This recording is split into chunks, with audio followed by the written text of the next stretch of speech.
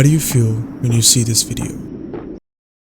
How do you feel when you see these images?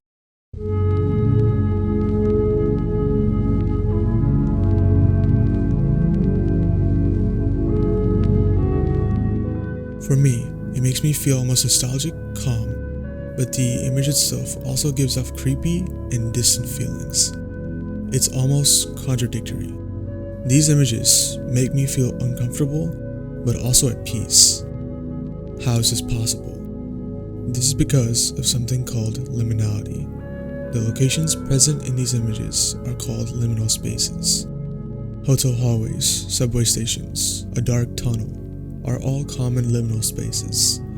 But while these locations are certainly liminal spaces for us, what about, say, someone outside of the US? Or for argument's sake, what about tribal communities? What about people who have never seen hotels, subways, or hallways? What you consider to be a liminal space may be different to what other people consider to be a liminal space. What for one person may be a creepy, distant, and almost transcendental hotel hallway, to another might just be a hotel hallway. So today, I want to take a look at liminal spaces, but from a specific but familiar viewpoint. Today, I want to explore and define what the internet considers to be liminal space. Side note, there are multiple perspectives on how liminality is viewed as a whole, either culturally, conceptually, and even psychologically. I'm specifically going to be looking at subculture's perspective, the internet, and more specifically, internet horror's perspective of what liminal spaces are. But in future videos, I may explore more perspectives so I can understand liminal spaces on a deeper level, and more importantly, you as a viewer can as well.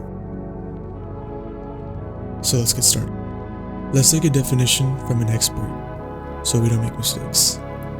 Clinical social worker Melissa Cohen describes a liminal space as going through a change from place to place, from one thing to the next. It's the space between what is and what will happen next. They are essentially transition spaces. So, that could be a lot of things. Like we said before, hallways, tunnels. But it could also be subway stations, sidewalks, highways, roads, stairs. We have a lot of options. But this does narrow it down quite a bit. Let's take a look at a few examples. This liminal space is undoubtedly the most famous one, the backrooms.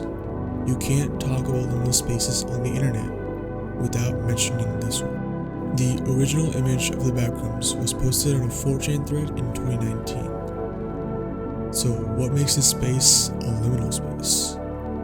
Well, let's take a look at the original text that came along with it.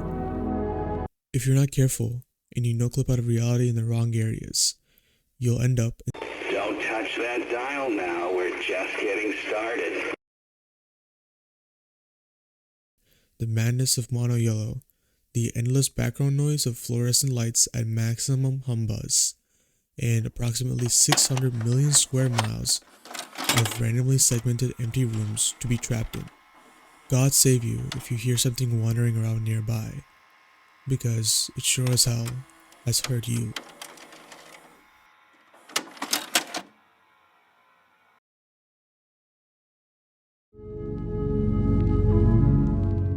Well, the space definitely fits the original definition. The fact that there are approximately 600 million square miles in this place effectively makes this, at least to a human being, endless, without a beginning or an end. And by technicality, that is a transition point. There's always a next place to go. But another aspect is that it seems to be empty. No people, no objects, nothing except yellow wallpaper. So that's two parts. A liminal space is an empty space between what is and what will happen next. Let's keep going. Another excellent example would be the artist Jared Pike's Dream Pools. These spaces are excellent at illustrating what a true liminal space is. This is also one of the most unique spaces because of the fact that the lighting appears to be natural and so much brighter than the other spaces we've seen so far. This shows that darkness and artificial lighting are not key features of liminal spaces. Let's keep that in mind. When we take a closer look at these images, we discover another key feature of the spaces we've looked so far: repetition. There is always a repeating pattern emerging in these spaces, either through the materials, the lighting, or even the color. Endless repetition seems to be a hallmark of these spaces. So let's add that to our definition. A liminal space is an empty space between what is and what will happen next that has repeated patterns, either through the materials, lighting, or color. Let's look at one last example so we can identify the last key feature of a liminal space. What is so different about this one? Well, let's look at the subject matter. It seems to be a lower floor of a house. The room's carpeted, white walls, dark ambient lighting. While this space seems creepy, this space actually just looks like your average suburban house. So maybe nostalgia? I think while nostalgia does play a key role in liminal spaces, I think a better word would be familiarity. Familiar spaces seems to be a key factor of all the liminal spaces we have looked at so far. It's usually portrayed through setting, but lighting seems to also play a key role in this aspect as well.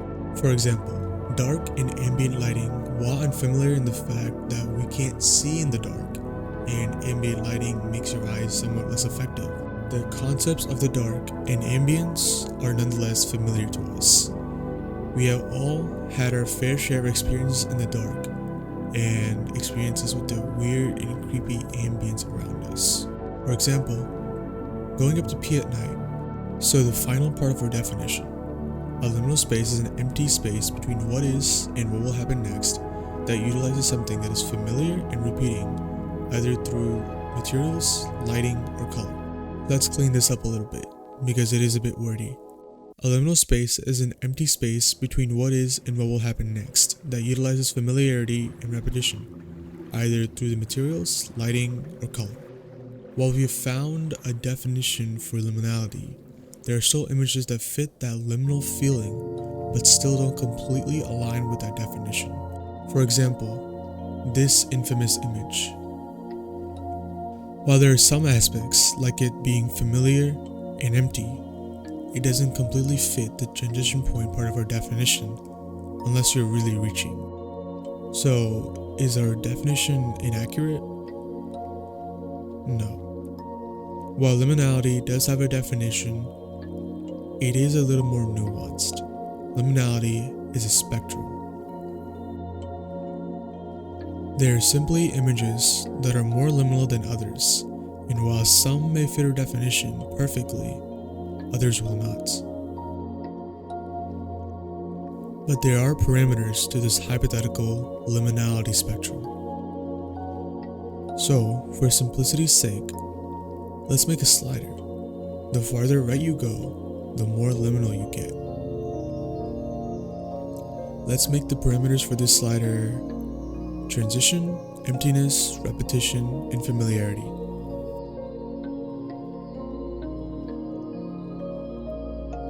Side note, these parameters are in order of importance. Whether it's a transition point or not is crucial to the definition, but whether it's familiar to us or not is not as crucial, as that is subjective to the viewer. Transition points to us are also usually already familiar, but that parameter is for very specific cases that we'll look at later. Let's try to classify some images using these parameters. This picture, a simple stock image. Technically, it is a transition point because it's a station. It isn't empty, but there's only one person there, so it's almost empty. But that is definitely offsetted by the clutter of the image. There's too many things here. While it may be almost devoid of human beings, the image has a lot of information to give. There's no ambiguity, there's no repetition here. Maybe the floor could count, but still not enough to fit our definition. So this would be pretty low on the spectrum. Now, let's kick it up a notch. This picture. This is a picture taken of my stairs at night, with just one light on. Just kidding.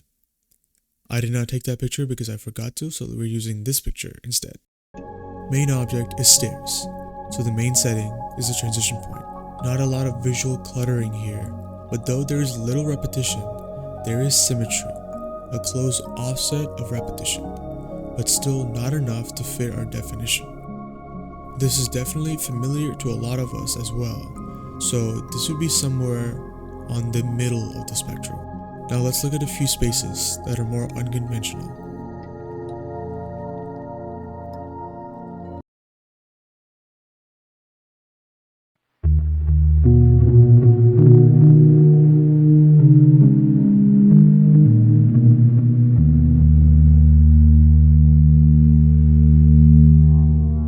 Video games can be an excellent source of liminality, as we draw so much familiarity and nostalgia from them. It is to the point that it's actually more appropriate to change the order of importance of our parameters, since a lot of these images' liminality stems from familiarity. And if you haven't already noticed, these locations in these images aren't transition points. So why do they feel liminal? Well, while the locations may not fit our definition, the feelings and memories associated with it does. We played a lot of these games during a major transition point in our lives, from being kids to being full-grown adults. So obviously they would be considered liminal to the gaming community who have played these games when they were kids. Now, let's take a look at a re-established list of parameters: transition, emptiness, familiarity, and repetition. Let's look at a few video game spaces that some of you will definitely be familiar with.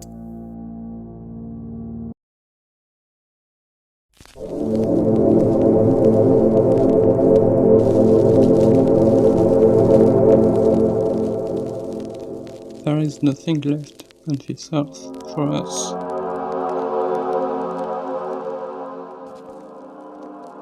Just for some background, the Source Engine is an excellent source for liminal images. Half-Life 2, CSGO, Portal all have such immersive structures and atmospheres that without people in them, it just feels off. It was built for massive fan bases, where people can fight, interact, solve, do whatever they like, but now they're desolate.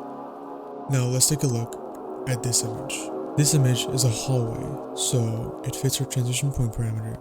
It is definitely empty, no living beings, and not a lot of visual cluttering. This image, while to a lot of us may not be familiar, it will be familiar to the people who have played Portal 1. Repetition is also very apparent with the floor and wall patterns repeating over and over. So overall, this would be pretty high on our liminality spectrum. Now, let me point out the elephant in the room. There is one game that has had a significant impact not just on the liminal space community, but on gaming culture as a whole.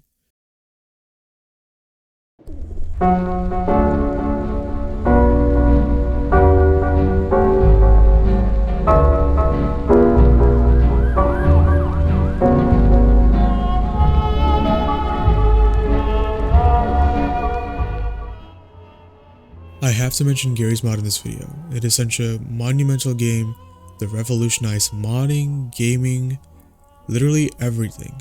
And part of the legacy he left behind is this, that sense of liminality. I'm probably going to make an entirely separate video on Gmod's impact on how the internet perceives liminality, but let me leave you with this. These examples show that liminality is not something that is naturally occurring. It is unique to our species. Only we have the ability to build these massive structures, maps, worlds, and then abandon it for years, decades, centuries, just for us to look back and reflect on those bygone eras. So, what was the point of all of this?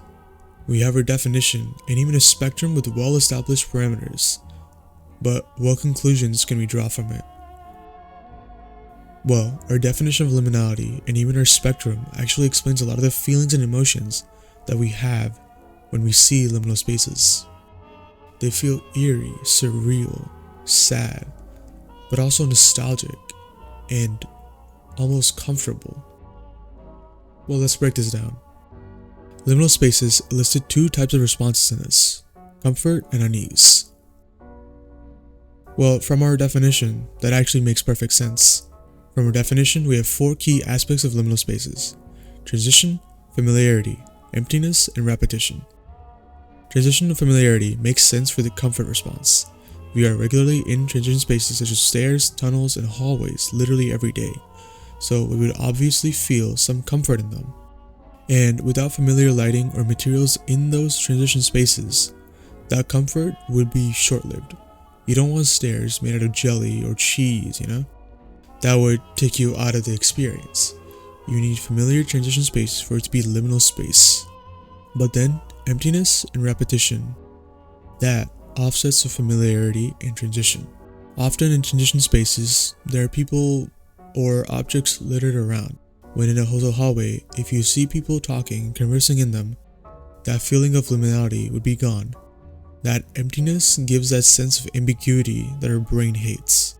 And without the repetition giving that sense of almost feeling like you're in something artificial, simulated, you won't feel that unease.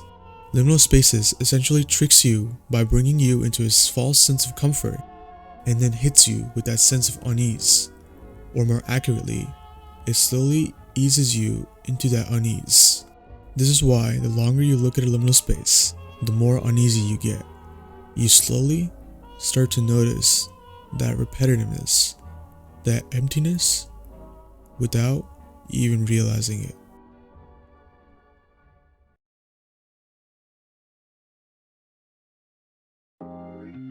I've been interested in liminal spaces for a long time, and I've had all these thoughts, but only now do I have a somewhat proper platform. So I just wanted to make a video on the topic. Sorry for the extremely long absence. I've been busy with exam after exam, but I also have another video that's almost as long as this that I'm expecting to be finished soon. So don't worry, this is definitely just a start. So thank you so much for watching. If you liked this video, please subscribe, like, and comment about what your thoughts on liminal spaces are, and if you agree with my definition. These videos, at least to me, are less of formal analysis and more ramblings from whatever my brain is. So, let me know your thoughts and if you agree or disagree with me. Take care of your people, and I'll see you soon enough.